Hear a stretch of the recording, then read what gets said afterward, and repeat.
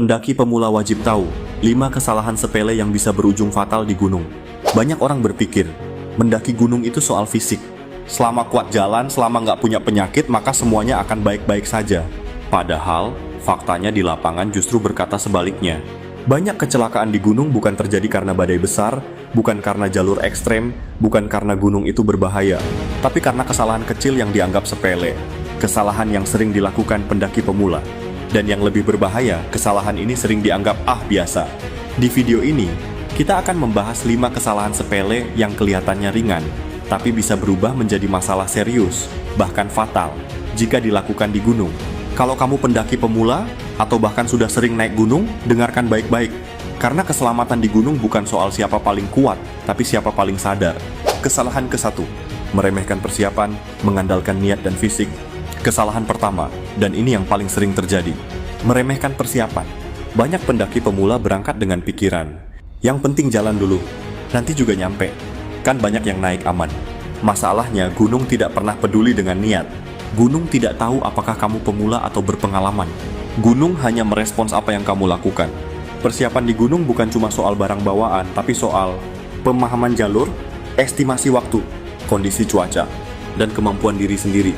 Tanpa persiapan yang matang, pendaki akan mudah, kelelahan lebih cepat, salah ambil keputusan, panik saat kondisi tidak sesuai rencana. Dan di gunung, panik adalah awal dari kesalahan berikutnya. Kesalahan kedua, salah mengatur tempo dan terburu-buru.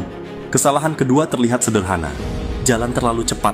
Banyak pendaki pemula ingin segera sampai, takut ketinggalan rombongan, takut dianggap lemah, atau sekadar ingin cepat sampai puncak.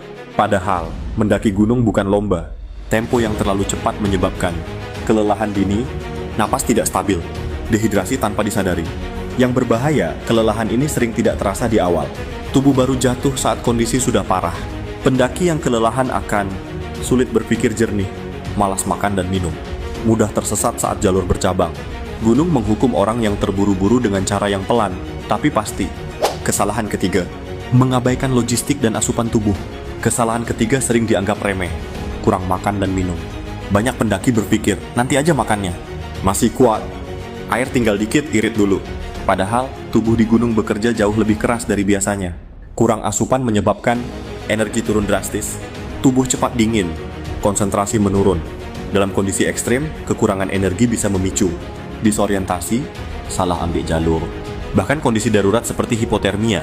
Ironisnya, banyak pendaki baru sadar pentingnya logistik saat semuanya sudah terlambat. Kesalahan keempat, mengabaikan perubahan cuaca dan tanda alam. Kesalahan keempat, tidak peka terhadap tanda-tanda alam. Gunung